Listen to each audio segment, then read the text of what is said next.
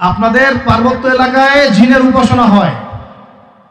এখন বললেন ভাই কেমন করে জানলেন?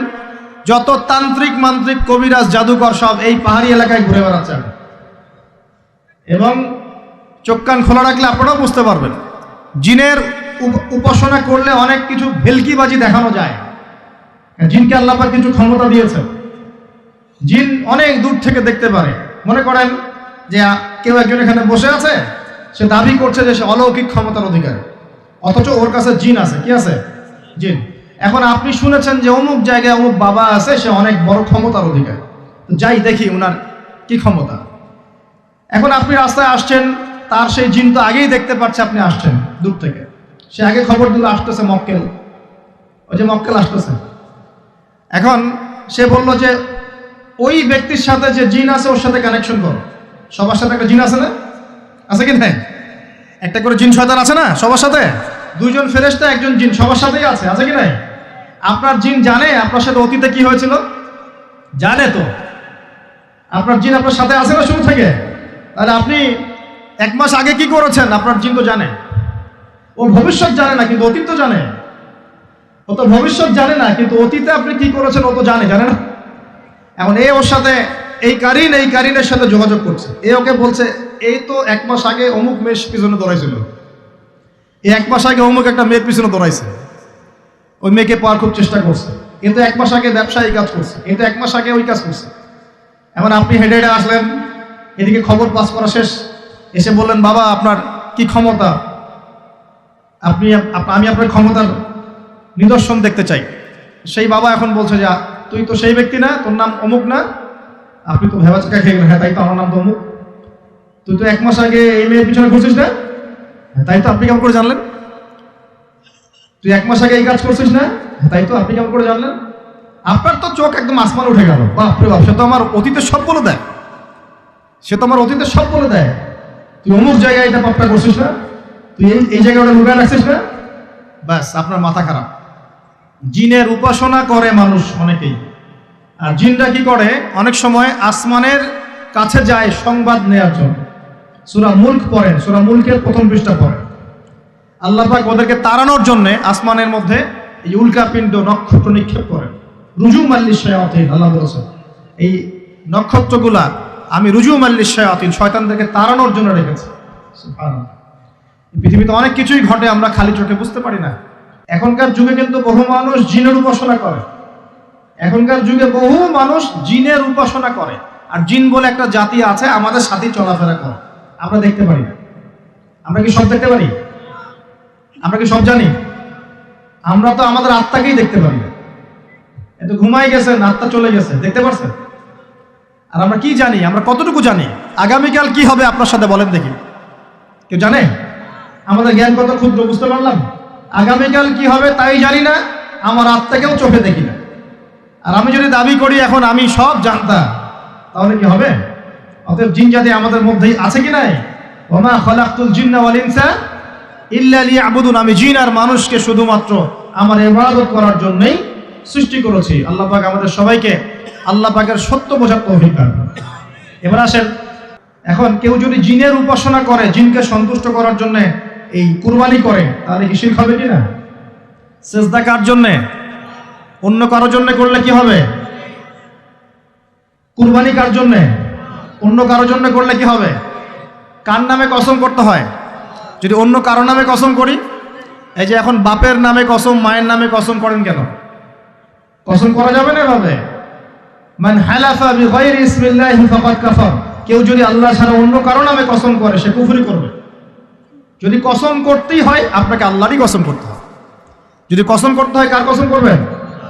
আর আল্লাহর কসম করে কি মিথ্যা বলতে পারবেন? মিথ্যা বললে তখন কাফারা দেওয়া লাগবে। আচ্ছা, কাফারা কি? সবচেয়ে সহজ কাফারা হচ্ছে 3টা রোজা রাখা। কয়টা রোজা? 3টা। আসেন আমরা যাই। এখন কসম করবো আল্লাহর জন্যে, দোয়া করেন কার কাছে? দোয়া কার জন্যে? এখন যদি অন্য কারোর কাছে দোয়া করা শুরু করি, সন্তানকে দিবে, অন্য কারোর কাছে চাওয়া শুরু করি, মনে করেন আপনার রোগ ব্যাধি দেওয়ার ভালো করার মালিককে। যদি এখন আপনি একটা আংটি পরে মনে করেন এই আংটি আপনার রোগ ভালো করবে, কি হবে? শিরক হবে কি না? এরকম অগণিত কাজের শিরক আমরা করছি। আল্লাহ পাক আমাদের শিরক থেকে বাঁচান। আমিন। ভবিষ্যতের মালিক কে? সময়ের মালিক কে? ভবিষ্যৎ কে জানে? রাস্তায় টিয়া পাখি দেখে ভাগ্য পরীক্ষা করছে, ও কি ভবিষ্যৎ বলতে পারবে? যদি ওখানে গিয়ে হাত দেখান শিরক হবে না? রাশিফল দেখা যায়, রাশিফল কি? রাশিফল আজকে তোমার দিনটা কেমন যাবে, কালকে তোমার দিনটা কেমন যাবে, আছে না? তো এগুলো বিশ্বাস করলে কি হবে? এরকম পদে পদে শিরকে নিমজ্জিত আছে। শিরক হচ্ছে এমন একটা পাপ, যেই পাপ আমলনামায় থাকলে পরে বিনা তওবায় যদি সেই ব্যক্তি মারা যায়, আল্লাহ পাক তাকে মাফ করবেন না। ভালো করে শোনেন, শিরক এমন একটা পাপ, যে পাপ যদি আমলনামায় থেকে যায়, বিনা তওবায় সে মারা যায়, শিরকের পাপ নিয়ে আল্লাহর সামনে দাঁড়ায়, আল্লাহ তাকে মাফ করবেন না। দলিল সূরা নিসা, আল্লাহ পাক বলছেন ইন্নাল্লাহা লা ইয়াগফিরু আন ইউশরাকা বিহি ওয়া ইয়াগফিরু মা দুনা যালিকা লিমান ইয়াশা। আল্লাহ পাক তার সাথে শিরকের গুনাহ মাফ করবেন না, এছাড়া যে কোনো গুনাহ যাকে ইচ্ছা মাফ করবেন। বুঝাচ্ছি, মনে করেন একজন ব্যক্তি জেনা করেছে, কথা নাউজুবিল্লাহ, একজন ব্যক্তি জেনা করেছে বা মিথ্যা কথা বলেছে বা ধরেন মদ খেয়েছে ইত্যাদি। এখন সে তওবা করলে তো মাফ পেতই, তওবা করলে মাফ হতো না? তওবা করলে মাফ তো পেতই। মনে করেন তওবা না করেই মারা গেছে, আল্লাহ পাক চাইলে কিয়ামতের মাঠে এই পাপ বিনা তওবাতেই মাফ করতে পারে। বুঝতে পারছেন না মনে হয়? মনে করেন একজন ব্যক্তি মদ খেয়েছে, জেনা করেছে ইত্যাদি, সে তওবা করার ফুরসত পায় নাই, বিনা তওবায় মারা গেছে। আল্লাহ পাক চাইলে কিয়ামতের মাঠে তওবা না করা সত্ত্বেও আল্লাহ পাক তাকে মাফ করতে পারে। কিন্তু একজন ব্যক্তি শিরকের পাপ করেছে, তওবা না করে মারা গেছে, আল্লাহ পাক কিয়ামতের মাঠে শিরকের পাপ মাফ করবেন। আমি কি বুঝতে পারছি? অন্য পাপের কারণে আল্লাহ রাব্বুল আলামিন শাস্তি দিয়ে হোক, কোনো একটা ভাবে হোক, নবীর সুপারিশের মাধ্যমে হোক, তাকে জাহান্নামে গেলেও সেখান থেকে বের করে জান্নাতে দিবেন ইনশাআল্লাহ। কিন্তু শিরকের পাপ যার আমলনামায় থাকবে, তার উপর জান্নাতকে হারাম করে দেওয়া হয়েছে। বলেন নাউজুবিল্লাহ। সূরা মাইদায় দলিল আছে, শিরকের পাপ যার আমলনামায় আছে তার জন্য জান্নাতকে হারাম করে দেওয়া হয়েছে। শিরক মানে অংশীদার সাব্যস্ত করা, আল্লাহ পাকের সাথে কাউকে সমকক্ষ করা। শিরক কত প্রকার হয়? উত্তর 3 প্রকার। কয় প্রকার ভাই? বিশ্বাসে শিরক হয়, মানে আকীদায় শিরক হয়, আমলে শিরক হয়, মানে কাজে শিরক হয়, কথা বা লিসানে শিরক হয়। মনে থাকবে? 1 নাম্বার কিসে শিরক হয়? বলেন আমার সাথে। বিশ্বাসে শিরক হয়, আকীদায় শিরক হয়। 2 নাম্বার আমলে শিরক হয়, কাজে শিরক হয়। 3 নাম্বার কথায় শিরক হয়। কয়েকটা এক্সাম্পল দিয়ে বুঝতে পারবেন। একজন ব্যক্তি মনে করেন বিশ্বাস করে যে আল্লাহ বলতে কেউ নাই, কি হবে এটা? বলেন শিরক। একজন ব্যক্তি মনে করেন বিশ্বাস করে যে আল্লাহ আছে, আরো ইলাহ আছে, তাহলে কি হবে? কেউ যদি বিশ্বাস করে আল্লাহর সন্তান আছে, কি হবে? কেউ যদি বিশ্বাস করে মহাবিশ্ব আল্লাহ সৃষ্টি করে নাই, বিগ ব্যাং থেকে সৃষ্টি হয়েছে, কি হবে? কেউ যদি বিশ্বাস করে আল্লাহ মানুষকে সৃষ্টি করে নাই, মানুষ বানর থেকে হয়েছে, কি হবে? আচ্ছা, বিশ্বাসগত সে। কেউ যদি মনে করে আল্লাহ ছাড়া অমুকে আমার সন্তান দিতে পারে, কি হবে? কেউ যদি বিশ্বাস করে যে আল্লাহকে পাওয়ার জন্য আমাকে মাধ্যম ওসিলা পূজা করতে হবে, তাহলে কি হবে? কেউ যদি চন্দ্র, সূর্য, গ্রহ, নক্ষত্র, গাছপালা, মূর্তি এসবে পূজা করে, কি হবে? এগুলো বিশ্বাসগত শিরক। কেমন শিরক ভাই? বিশ্বাসগত শিরক। 2 নাম্বার আসেন আমলগত, কাজগত শিরক। কেমন? মনে করেন সেজদা করতে হয় কার জন্য? কেউ যদি এখন কবরে গিয়ে সেজদা করে, কি হবে? আল্লাহর জন্য সেজদা করতে হয় না কবরে সেজদা করতে হয়? সেজদা কার জন্য? আচ্ছা, তাহলে শিরক হবে। কুরবানি কার জন্য করতে হয়? কেউ যদি এখন মনে করেন জিনকে সন্তুষ্ট করার জন্য কুরবানি করে দেবে, কি হবে? এগুলো তো গেল আমলগত শিরক। আরো অনেক শিরক আছে। আমাদের কথার মধ্যেও শিরক হয়। কিসের মধ্যে? কথার মধ্যে। যেমন আমরা বলি ডাক্তার ভালো ছিল, না হলে রোগীকে বাঁচানো যেত না, বলি কি না? অনেকে বলি না? শিরক হবে।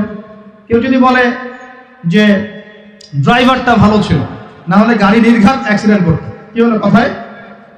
আরেকটা বিষয় আছে, আমরা অনেক সময় ইবাদত করি মানুষকে দেখানোর জন্য, সবাই বড় দানবীর বলবে, আমাকে নামাজি বলবে, এটাও কি? এটাও শিরক। কথার মধ্যে আর অনেক শিরক করি। সার্বভৌম ক্ষমতার মালিককে, তাবারাকাল্লাযী বিয়াদিহিল মুলক, সার্বভৌম ক্ষমতার মালিককে। আমরা যদি মনে করি আমরাই সার্বভৌম ক্ষমতার মালিক, কি হবে? ঠিক হবে না? এরকম প্রচুর শিরকে আমরা নিমজ্জিত আছি। সবচেয়ে বড় যে শিরকটা এখনকার বিশ্বে চলছে সেটা হলো আল্লাহ পাকের হালালকে আমরা হারাম করে নিচ্ছি, আল্লাহর হারামকে হালাল করে নিচ্ছি। করছে কি না? বুঝতে পারছেন না মনে হয়। মাদক দ্রব্য কি হালাল না হারাম? আমরা অনেক সময় হালাল করে নিয়েছি, নাই? জেনা হারাম না হালাল? আমরা এখন জেনাকে প্রমোট করছি, উস্কে দিচ্ছি। সমকামিতা হালাল না হারাম?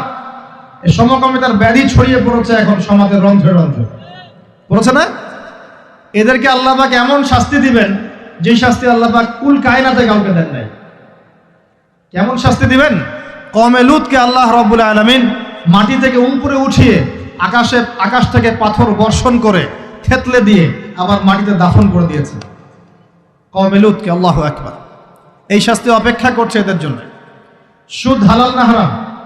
আমরা কি এটাকে জায়েজ করে দিচ্ছি কিনা, খাচ্ছি কিনা? এই বিশ্বের সবচেয়ে বড় একটা সমস্যা চলছে, আল্লাহ পাকের হারামকে আমরা হালাল করছি, হালালকে হারাম করি। এটাও শিরক। এখন আল্লাহ পাক যে বলছেন সবাইকে মাফ করে দিবেন, আল্লাহ পাক শিরক যে করে তাকে মাফ করবেন না। এখন বলেন কত পার্সেন্ট মানুষ মাফ পাবে? এই পাপগুলো কত মানুষ করছে? সবাই করছে না? মোটামুটি সবাই মোটামুটি শিরক করছে। আমরা আল্লাহ পাক আমাদের সবাইকে শিরকের পাপ থেকে বাঁচিয়ে রাখুন। এর পাশে একটা শিরক আছে রিয়া বা গোপন শিরক, লোক দেখানো আমল, এটাও গোপন শিরক। আর এক শ্রেণী। আচ্ছা, এখানে একটা কথা বলে রাখি, এই শিরকগুলো থেকে বেঁচে থাকলে কি হবে? শিরক থেকে বেঁচে থাকলে আপনার আমল নামায় যদি আসমান জমিন সমান গুনাহও থাকে, আল্লাহ পাক সমস্ত গুনাহ মাফ করে দিবেন ইনশাআল্লাহ। মনে করেন একজন ব্যক্তির আমল নামায় জেনা, সুদ, ঘুষ, হাবি জাবি দুনিয়ার পাপ দিয়ে ভর্তি, কিন্তু কোনো একটা কারণে বা কোনো একভাবে তার আমল নামায় শিরকের কোনো গুনাহ নাই, শিরক করে নাই। ইনশাআল্লাহ তাআলা কোনো না কোনো ওসিলায় হলে আল্লাহ পাক তাকে কিয়ামতের মাঠে মাফ করে দিবেন ইনশাআল্লাহ। একটা হাদিস বললেই যথেষ্ট হবে, তারপরে সামনে যাব। রাসূল সাল্লাল্লাহু আলাইহি ওয়াসাল্লামকে আল্লাহ পাক মেরাজের রাতে ওয়াদা করেছেন। কোন রাতে ভাই? মেরাজের রাতে ওয়াদা করেছেন, হে মুহাম্মদ সাল্লাল্লাহু আলাইহি ওয়াসাল্লাম, তোমার উম্মতের মধ্যে যে কোনো ব্যক্তি যত বড়ই পাপ করুক না কেন, আসমান জমিনের সমানও যদি পাপ করে আমার সামনে দাঁড়ায়, কিন্তু তার আমল নামায় শিরকের পাপ নাই, আমি আল্লাহ তার সামনে আসমান জমিন সমান ক্ষমা নিয়ে হাজির হব, মানে সে মাফ পেয়ে যাবে। অতএব শিরক মুক্ত আমল করতে পারলে ইনশাআল্লাহ এই নিসফু মিনা শাবান, লাইলাতুন নিসফি মিনা শাবান, এই শবে বরাত যেটা আপনারা বলছেন, এই রাতে আল্লাহ পাকের ক্ষমা আমরা পেয়ে যাব ইনশাআল্লাহ। শিরক মুক্ত আমল করতে পারলেই ক্ষমা হবে ইনশাআল্লাহ। আল্লাহ পাক আমাদের সবাইকে শিরক থেকে বেঁচে থাকার তৌফিক দান করুন। এই শিরক সম্পর্কে বিস্তারিত জানার জন্য শিরক কি ও কেন, কিতাব ও তাওহীদ, তারপরে কোরআন সুন্নাহর আলোকে ইসলামী আকীদা, এই বইগুলো পড়াশোনা করেন, ইনশাআল্লাহ জানতে পারবেন। আর এক শ্রেণী মানুষকে আল্লাহ পাক মাফ করবেন না। এরা কারা? মুশাহিন। মুশাহিন মানে কি? যারা একে অপরের সাথে হিংসা বিদ্বেষ পোষণ করে। এখন বলেন দেখি, হিংসা বিদ্বেষ পোষণ করেন এমন মানুষ আছে এখন? বলেন দেখি। রাজনৈতিক অঙ্গনে একজন আরেকজনের সাথে হিংসা করছে কিনা? সামাজিক নেতৃত্ব নিয়ে একজন আরেকজনের সাথে হিংসা করছে কিনা? পরিবারের মধ্যেও একজন আরেকজনের সাথে হিংসা করছে কিনা? ভাই একজন আরেকজনের সাথে হিংসা করছে কিনা? আলেম একজন আরেকজনের সাথে হিংসা করছে কিনা? করছে না? বক্তা একজন আরেকজনের সাথে হিংসা করে কিনা? ধর্ম থেকে শুরু করে বিশ্ব রাজনীতি পর্যন্ত হিংসার দাবানলে এখন পুরো বিশ্বের মানুষ জ্বলে পড়ে শেষ হয়ে যাচ্ছে, হচ্ছে না? মহিলা হিংসা করে কিনা? সতীনে হিংসা করে কিনা? সতীন বোঝেন কিনা? বিয়েই তো করেন নাই, সতীন বুঝবেন কি? সতীন কি জিনিস? দুই বউ, এক বউ কি হয়? সতীনে হিংসা করে কিনা? আয়েশা রাদিয়াল্লাহু আনহার বাসায়, মানে ঘরে নবী সাল্লাল্লাহু আলাইহি ওয়াসাল্লাম বসে আছেন, ঢুকেছেন, আর অন্য একজন স্ত্রীর ঘর থেকে একটা খাবার আসতে পারে না, ভালোবেসে মহব্বত করে হাদিয়া দিয়েছেন। আয়েশা রাদিয়াল্লাহু আনহা যখন দেখলেন তার ঘরের মধ্যে খাবার পাঠিয়েছে অন্য একজন স্ত্রী, পুরো থালাটাকে মাথার উপর নিয়ে ধাবাস করে ভেঙে ফেলে দিলেন। তো রাসূলুল্লাহ সাল্লাল্লাহু আলাইহি ওয়াসাল্লাম মুচকি হাসছেন, আর উপস্থিত হয়তো আরো দু একজন ছিলেন, তাদেরকে বলছেন তোমাদের মা রাগ করেছে। তিনি নিজেই হাতে সেগুলো তুললেন, সব ভাঙাচুরা পিসগুলো নিজে তুলে রেখে দিয়ে ভালো থালা বাটিগুলো হাদিয়া পাঠালেন ওই স্ত্রীর ঘরে, যে ঘর থেকে খাবার এসেছে। এইভাবে ডিল করতে হয় আর কি। রাসূল সাল্লাল্লাহু আলাইহি ওয়াসাল্লাম তখন রাগ হন নাই, কেন এই কাজ করলা, কেন এই কাজ করলা। আরেকদিন আয়েশা রাদিয়াল্লাহু আনহা একটা কথা বলে ফেলেছে। নবী সাল্লাল্লাহু আলাইহি ওয়াসাল্লাম তার কোন এক স্ত্রীর কাছ থেকে এসেছেন। আয়েশা রাদিয়াল্লাহু আনহা বলছেন, আপনি তার সাথে আপনি তার কথা কিভাবে স্মরণ করেন, সে তো একটু খাটো, এরকম একটা কথা বলেছেন, সে তো একটু খাটো, একটু বেটে। আয়েশা রাদিয়াল্লাহু আনহাকে আমাদের নবীজি বলছেন, শোনো, তুমি এমন একটা কথা বলেছো, আমাদের সবার জন্য হেদায়েত আছে, তুমি এমন একটা কথা বলেছো, এই কথাটা যদি সমুদ্রের সাথে মিশিয়ে দেওয়া হয় পুরো সমুদ্রের পানি দূষিত হয়ে যাবে, বলি নাউজুবিল্লাহ। এই যে এতটুকু কথা, যে সে তো একটু খাটো ইয়া রাসূলুল্লাহ, এই যে এতটুকু কথা খালি, এই যে অত কালো, কত অমুক, কত তমুক, কত গরিব, কত কৃষক, কত ছোট লোক, কত এই যে রিক্সাওয়ালা, কত আমরা কথা বলি না এগুলো, আমাদের এগুলো কথা আছে না সমাজে, এগুলো বলার সাথে সাথেই এটা এমন পাপ হয়ে যায়, সাগরের মধ্যে এই পাপ মিশিয়ে দিলে সাগরের পানি নষ্ট হয়ে যাবে, নাউজুবিল্লাহ। এরকম হিংসা বিদ্বেষ মনে থাকলে তাজকিয়া পাওয়া যায় না। তাজকিয়া মানে আত্মশুদ্ধি।